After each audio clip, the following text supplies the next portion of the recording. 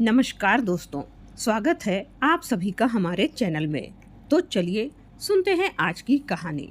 दोस्तों, क्या हो जब एक मिडिल क्लास परिवार की लड़की की पढ़ाई की उम्र में उसके माता पिता ने उसकी मर्जी के खिलाफ आईपीएस महोदय से शादी कर दी हो।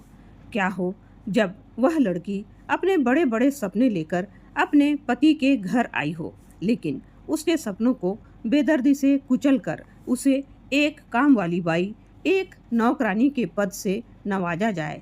लेकिन क्या हो जब वही मिडिल क्लास साधारण सी दिखने वाली लड़की असाधारण सा काम कर जाए, जिसे देख उसके पति के साथ साथ पूरी दुनिया दंग रह जाए। तो चलिए जानते हैं उस साधारण लड़की के कौन से असाधारण काम हैं, और जानते हैं कि कोई भी इंसान अगर अपने मन में यह ठान ले कि उसे कुछ करना है, कुछ पाना है, तो वह उसे पाकर ही रहता है। तो चलिए शुरू करते हैं हमारी आज की कहानी। एकता, जो बचपन से ही जिज्ञासु और परिश्रमी लड़की थी, उसे बचपन से ही हर चीज़ के बारे में पूरी पूरी जानकारी जुटाने का शौक था। जिस चीज़ के बारे में वह जानना चाहती थी, जब तक वह पूरी जानकारी इकट्ठी न कर लेती, उसके मन में उथल पुथल मची रहती। उसकी इच्छा थी कि वह पढ़ लिख कर बहुत बड़ा ऑफिसर बनकर अपने परिवार की गरीबी को दूर करेगी। लेकिन अपने घर की सबसे बड़ी बेटी होने के कारण उसके माँ बाप ने उसकी शादी अच्छा रिश्ता मिलने से जल्दी ही कर दी। उसकी इच्छा शादी करने की न होते हुए भी वह मन मसोस कर चुप रह गई। उसने कोई विरोध नहीं किया, क्योंकि उसे मालूम था अगर वह शादी के लिए विरोध करेगी तो उसके पीछे उसके दो और छोटे भाई बहन का भविष्य है।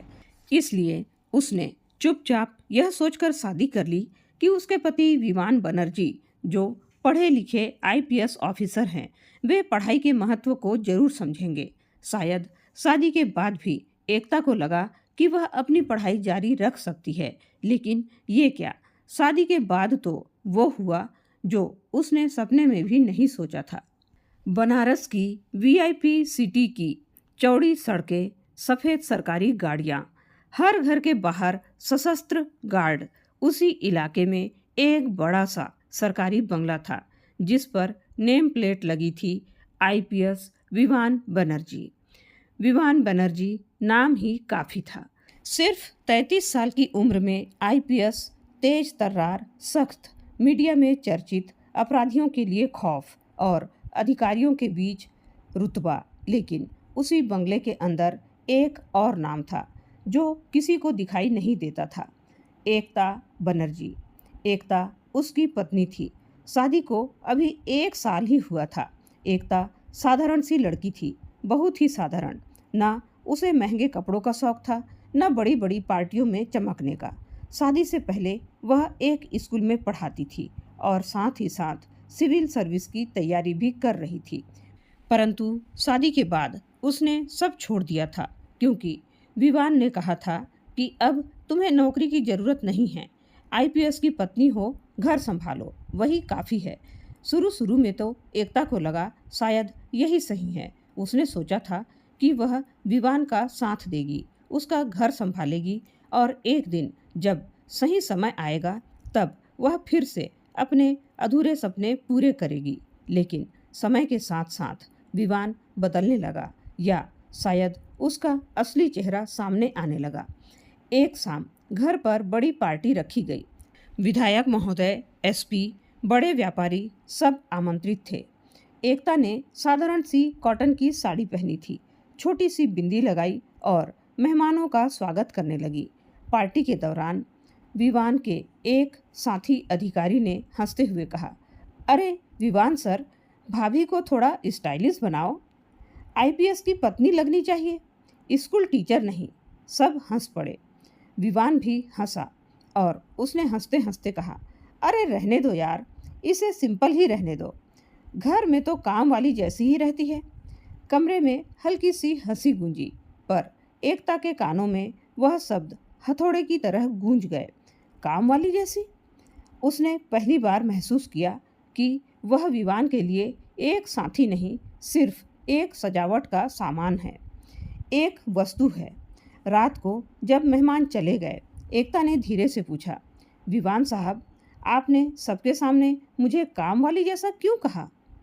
विवान ने होंठ उतारते हुए कहा, अरे यार, मजाक था।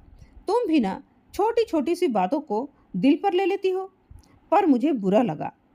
विवान ने बिना उसकी ओर देखे जवाब दिया, तो वो तुम्हारी समस्या है। उस रात एकता बहुत देर तक छत की ओर देखती रही। उसके मन में पहली बार एक खालीपन पैदा हुआ। कुछ महीनों बाद एकता को पता चला कि वह माँ बनने वाली है। वह बहुत खुश थी।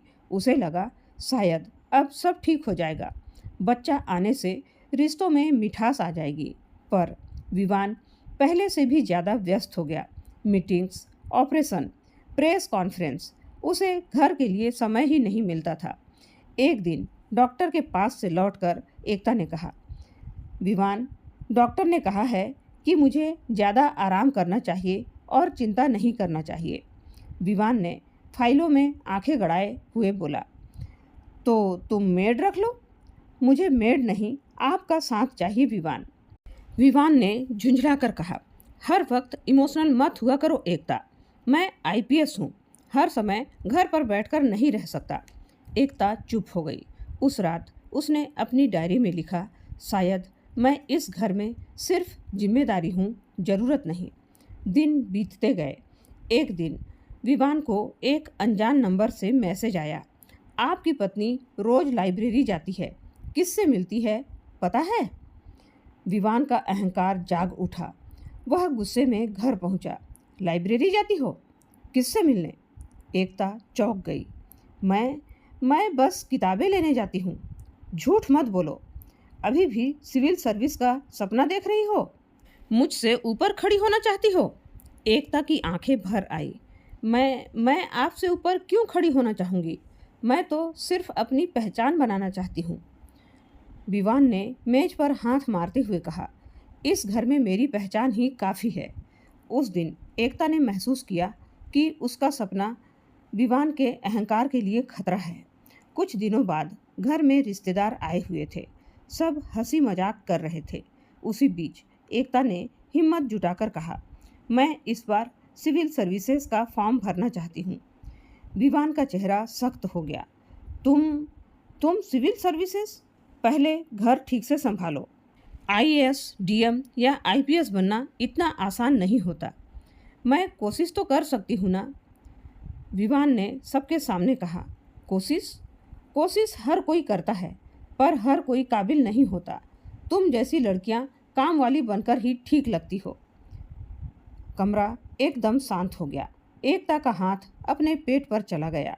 उसके अंदर पल रहा जीवन जैसे कांप उठा। उसने धीरे से कहा, ठीक है। उस रात उसने बिना शोर किए अपना बैग पैक किया, कुछ कपड़े, कुछ किताबें और अपनी डायरी पकड़ी। सुबह 5 बजे हल्की बारिश हो रही थी। एकता ने टेबल पर एक चिट्ठी रखी। आपने सही कहा, शायद मैं आपके लायक नहीं हूँ, लेकिन एक दिन मैं अपनी पहचान जरूर बनाऊंगी। और वह चली गई, गर्भवती, अकेली, बिना पैसों के। जब विवान ने चिट्ठी पढ़ी तो पहले तो बहुत हंसा, ड्रामा। लेकिन 2 दिन बाद जब एकता वापस नहीं आई तो उसे हल्की सी बेचैनी होने लगी। उसने फ़ोन मिलाया, फ़ोन बंद बताया। उसने सोचा पुलिस की मदद से ढूंढ सकता है, पर उसके अहंकार ने रोक दिया। सोचा खुद ही लौट आएगी। उसे पूरा भरोसा था कि एकता ज़्यादा दिनों तक अकेले नहीं टिक पाएगी। लेकिन एकता ने मायके जाने की बजाय एक छोटे शहर में किराए का कमरा ले लिया। ट्यूशन पढ़ाने लगी। गर्व के साथ लाइब्रेरी में बैठकर पढ़ाई करने लगी। लोग बातें बनाने लगे, आईपीएस साहब ने निकाल दिया होगा, शायद इसी का चरित्र ठीक नहीं होगा। वह चुप रहती। हर रात अपनी डायरी में लिखती, मैं हारूंगी नहीं। अब ये लड़ाई सिर्फ मेरे लिए नहीं, मेरे बच्चे के लिए भी है। और एक दिन उसने सिविल सर्विसेज का फॉर्म भर दिया। छोटे से शहर की तंग गली में एक किराए का कमरा, लोहे का बिस्तर, एक टेबल, 2 कुर्सियाँ और दीवार पर टंगा कैलेंडर।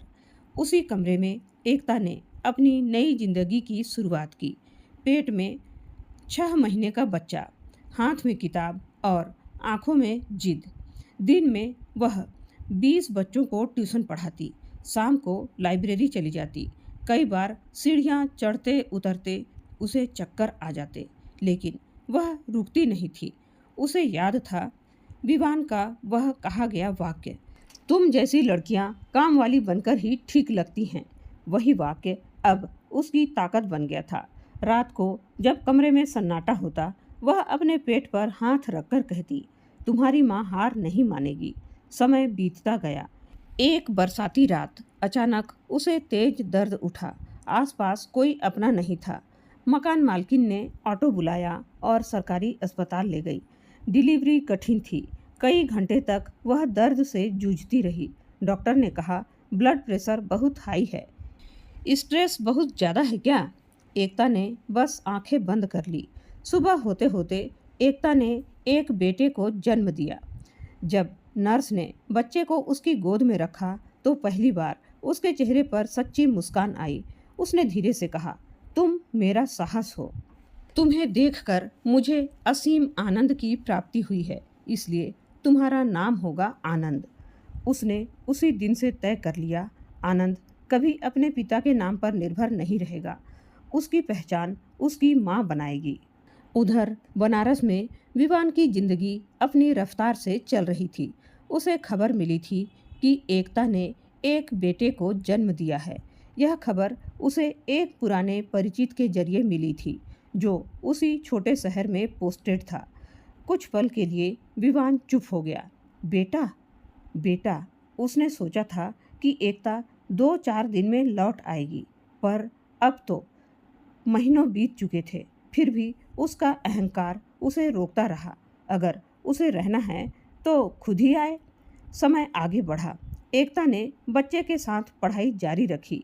रात को जब आनंद रोता, वह एक हाथ से उसे झुलाती और दूसरे हाथ से किताब पकड़ लेती। कई बार नींद पूरी नहीं होती, आंखें सूज जाती, लेकिन उसके अंदर एक आग जल रही थी। पहला प्रयास आया, परीक्षा का दिन। आनंद तब 6 महीने का था। एकता ने उसे पड़ोस की आंटी के पास छोड़ा और परीक्षा देने चली गई। परीक्षा हॉल में बैठते समय उसके हाथ कांप रहे थे, लेकिन दिमाग शांत था। परिणाम आया। वह प्रीलिम्स में 2 नंबर से रह गई थी। 2 नंबर। उस रात वह बहुत रोई।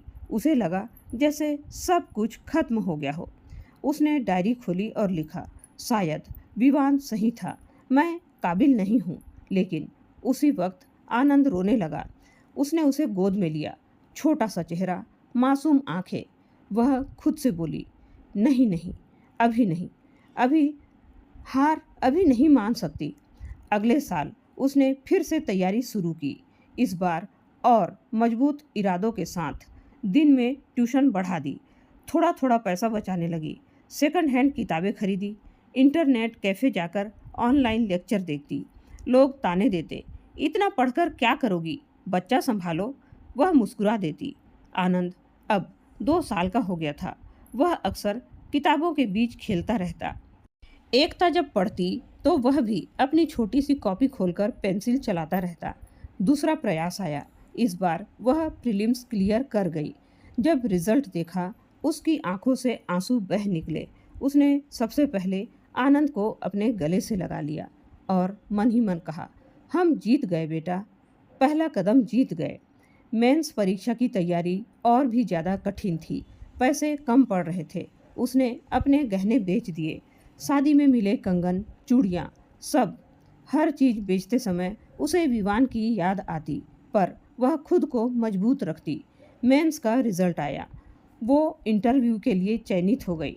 उस रात उसने आसमान की ओर देखा और पहली बार भगवान से कुछ मांगा, बस इस बार मुझे खुद को साबित करने का मौका दे दो भगवान। इंटरव्यू के दिन वह साधारण सी साड़ी पहनकर दिल्ली पहुंची। बड़े बड़े ऑफिसर, चमकदार व्यक्तित्व, आत्मविश्वास से भरे उम्मीदवार। उसने खुद से कहा, तुम किसी से कम नहीं हो एकता। इंटरव्यू बोर्ड ने पूछा, आपकी सबसे बड़ी ताकत क्या है? एकता ने बिना झिझक जवाब दिया, ये अपमान, क्योंकि उसने मुझे टूटने नहीं दिया, बनने की ताकत दी है। कमरे में कुछ पल सन्नाटा रहा। कुछ महीने बाद परिणाम आया। एकता का नाम सूची में सबसे फर्स्ट में था। रैंक बहुत ऊंची नहीं थी, पर इतनी थी कि उसे प्रशासनिक सेवा मिल सके। वह देर तक स्क्रीन देखती रही, फिर जमीन पर बैठ गई और फूट फूट कर रो पड़ी। ये खुशी के आंसू थे। आनंद अब 4 साल का हो चुका था। उसने अपनी माँ को रोते देखा और मासूमियत से पूछा, मम्मा आप जीत गई?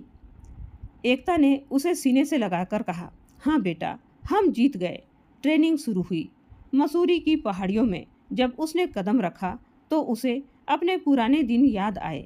वही लड़की जिसे उसके पति ने काम वाली कहा था, आज प्रशासनिक अधिकारी बनने की ट्रेनिंग ले रही थी। उधर विवान की जिंदगी भी बदल रही थी। वह अब और ज़्यादा सख्त हो गया था, लेकिन कहीं अंदर एक खालीपन था। एक दिन टीवी पर उसने खबर देखी, संघ लोक सेवा आयोग के परिणाम घोषित। स्क्रीन पर कुछ चयनित उम्मीदवारों की तस्वीरें दिख रही थी। अचानक एक चेहरा सामने आया। एकता साधारण सी साड़ी पहने हुए थी, आंखों में आत्मविश्वास था। विवान का हाथ रिमोट पर रुक गया। उसके चेहरे पर पहली बार पछतावे की झलक की रेखा उभर आई। वह सच में कर गई। उसने तुरंत अपने पुराने संपर्कों से जानकारी निकलवाई। उन्होंने बताया, हाँ सर, वही एकता बनर्जी अब अधिकारी बन गई है। विवान कुछ देर तक चुप बैठा रहा। उसके अहंकार में पहली बार दरार पड़ी थी, लेकिन कहानी यहीं खत्म नहीं होती। 8 साल बीतने वाले थे और किस्मत एक ऐसा मोड़ लेने वाली थी जहां विवान और एकता आमने सामने खड़े होंगे, पर इस बार पहचान अलग होगी। मसूरी की ठंडी वादियों में ट्रेनिंग के दिन एकता के लिए सिर्फ पढ़ाई और अनुशासन का समय नहीं थे। वह खुद को नए सिरे से गढ़ रही थी। सुबह पीटी, दिन भर क्लास, रात को केस स्टडी। हर दिन उसे यह याद दिलाता था कि उसने यह मुकाम किसी की दया से नहीं, अपने संघर्ष से पाया है। आनंद अब 5 साल का हो चुका था। ट्रेनिंग के दौरान वह हॉस्टल के पास ही एक छोटे से किराए के घर में एक देखभाल करने वाली महिला के साथ रहता था। एकता हर शाम उसके पास जाती, थकी हुई होती, पर मुस्कान कभी कम नहीं होती थी। एक दिन आनंद ने पूछा, मम्मा मेरे पापा कहाँ हैं? एकता कुछ पल चुप रही, फिर बोली, वे बहुत बड़े ऑफिसर हैं बेटा, देश की सेवा करते हैं। क्या वे हमें नहीं जानते?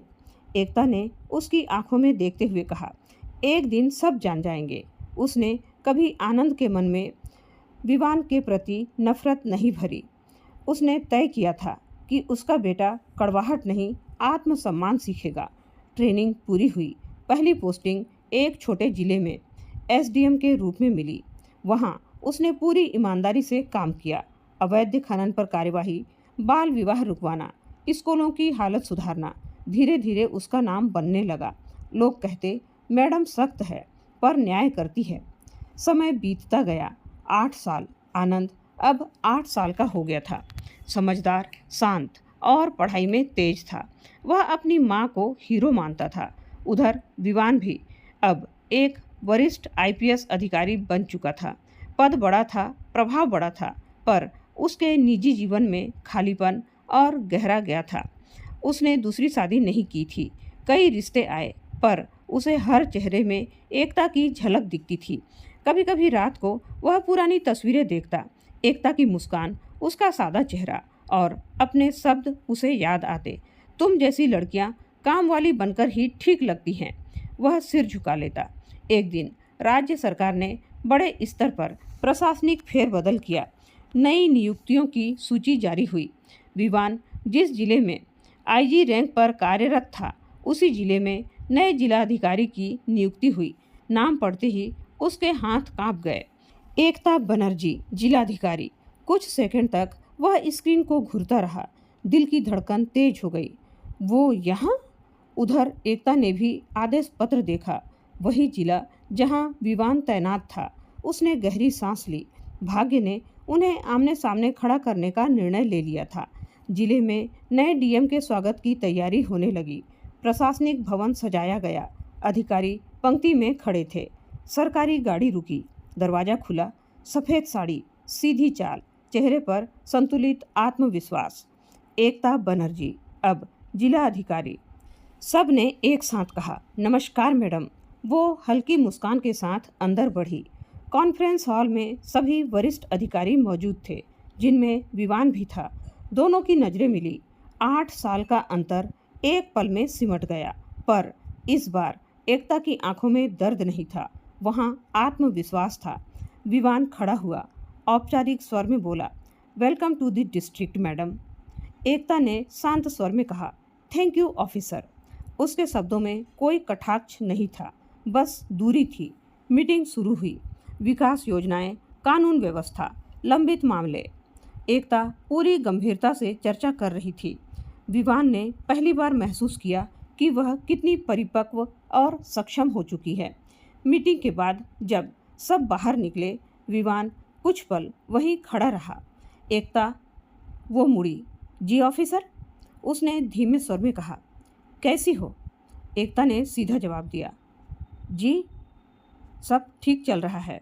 और आप? यह उत्तर व्यक्तिगत नहीं, प्रशासनिक था। विवान समझ गया, अब रिश्ता बदल चुका है। उसी शाम एक और घटना हुई। जिले में अवैध जमीन कब्जे का बड़ा मामला सामने आया। जांच में पता चला कि उस केस में कुछ बड़े नेताओं का हाथ है। दबाव बनना शुरू हुआ। एक वरिष्ठ नेता ने विवान को फ़ोन किया, नए डीएम को समझाइए, मामला दबा दीजिए। विवान दुविधा में था। उधर एकता ने साफ आदेश दिया, कानून से ऊपर कोई नहीं। विवान जानता था अगर वह चाहे तो मामला को मोड़ सकता है, पर इस बार उसने कुछ अलग किया। उसने एकता के आदेश का समर्थन किया। पहली बार वह उसके साथ खड़ा था। जिले में सख्त कार्यवाही हुई। खबरें मीडिया में छा गई। डीएम और पुलिस प्रशासन की संयुक्त कार्यवाही। लोगों के बीच चर्चा होने लगी। क्या टीम है, लेकिन किसी को नहीं पता था कि इस टीम के पीछे कितनी पुरानी कहानी छुपी हुई है। कुछ दिनों बाद जिला स्तरीय कार्यक्रम था। मंच पर डीएम, आईजी और अन्य अधिकारी बैठे थे। कार्यक्रम के दौरान बच्चों को सम्मानित किया जाना था। सूची में एक नाम आया, आनंद। एकता। एकता का दिल एक पल को थम गया। आनंद मंच पर आया। उसने राज्य स्तरीय निबंध प्रतियोगिता जीती थी। विषय था मेरी प्रेरणा। उसने माइक पकड़ा और कहा, मेरी प्रेरणा मेरी माँ है। उन्होंने मुझे सिखाया कि कभी हार मत मानो। संपूर्ण सभागार तालियों से गूंज उठा। विवान की नज़र आनंद पर टिकी रह गई। चेहरा, आंखें, कुछ तो अपना सा था। कार्यक्रम खत्म होने के बाद उसने धीरे से पूछा, ये बच्चा? एकता ने उसकी आंखों में देखा। सच सामने आने का समय करीब था। क्या एकता उसे सच बताएगी? क्या विवान अपने बेटे को पहचान पाएगा? और क्या अतीत का रिश्ता फिर से किसी नए मोड़ पर जाएगा? कार्यक्रम खत्म हो चुका था। लोग धीरे धीरे सभागार से बाहर जा रहे थे। मंच के पीछे बने छोटे से विश्राम कक्ष में एकता कुछ फाइलें देख रही थी। बाहर से हल्की दस्तक हुई। आइए, दरवाज़ा खुला है। विवान अंदर आया। कुछ पल दोनों के बीच खामोशी रही। विवान ने धीरे से पूछा, वो बच्चा? आनंद? एकता ने उसकी आंखों में सीधे देखते हुए कहा, हाँ, वही सवाल जो 8 साल पहले पूछना चाहिए था। विवान का गला सूख गया। क्या वो मेरा बेटा है? एकता ने बिना भाव बदले कहा, हाँ, वो तुम्हारा बेटा है। कमरे में सन्नाटा फैल गया। विवान की आंखें नम हो गई। वो कुर्सी पर बैठ गया, जैसे पैरों में ताकत ही न बची हो। मुझे पता ही नहीं था। एकता का स्वर शांत था, पर भीतर वर्षों का दर्द था। जानने की कोशिश भी नहीं की थी। विवान ने सिर झुका लिया। उसे वो दिन याद आया जब उसने कहा था, खुद ही लौट आएगी। उसे लगा था एकता बिना उसके नहीं रह पाएगी, पर आज वही औरत जिले की सबसे बड़ी प्रशासनिक अधिकारी बनकर उसके सामने खड़ी थी। मैं गलत था एकता। एकता बोली, बहुत गलत थे। विवान की आवाज़ टूट रही थी। मैंने तुम्हें अपमानित किया, तुम्हारे सपनों को छोटा समझा, तुम्हें घर से जाने दिया। एकता ने पहली बार गहरी सांस ली। तुमने मुझे घर से नहीं निकाला था। विवान तुमने मुझे मेरी पहचान की ओर धक्का दिया था। विवान ने उसकी ओर देखा। उसकी आंखों में अब शिकायत कम, आत्मसम्मान ज्यादा था। क्या क्या मैं आनंद से मिल सकता हूँ? विवान ने डरते हुए पूछा। एकता कुछ पल तक सोचती रही। कहा, मिल सकते हो, लेकिन एक शर्त है। क्या? तुम उससे अपने पद की वजह से नहीं, एक पिता की तरह मिलोगे, और अगर वह तुम्हें स्वीकार करे तो ही उसके जीवन में कदम रखोगे। विवान ने तुरंत सिर हिला दिया। मैं तैयार हूँ। अगले दिन शाम को एकता ने आनंद को अपने ऑफिस बुलाया। विवान भी वहीं था। आनंद अंदर आया। उसने अपनी माँ को देखा, फिर पास खड़े विवान को देखा। एकता ने झुककर कहा, आनंद, ये तुम्हारे पापा हैं। आनंद कुछ पल तक चुप रहा। उसने विवान को ध्यान से देखा। आप वही बड़े ऑफिसर हैं ना? उसने मासूमियत से पूछा। विवान की आंखें भर आई। हाँ बेटा, लेकिन उससे पहले मैं तुम्हारा पापा हूँ। आनंद ने एक और सवाल पूछा। आप पहले क्यों नहीं आए? कमरे की हवा भारी हो गई। विवान ने घुटनों के पल बैठकर कहा, क्योंकि मैं बहुत बड़ी गलती कर बैठा था बेटा।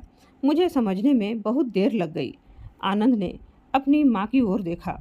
मम्मा, क्या ये सच बोल रहे हैं? एकता ने सिर हिलाया। हाँ बेटा। कुछ सेकंड बाद आनंद धीरे धीरे आगे बढ़ा और विवान को गले लगा लिया। विवान के लिए वह पल किसी सजा से कम नहीं था और किसी वरदान से भी कम नहीं था।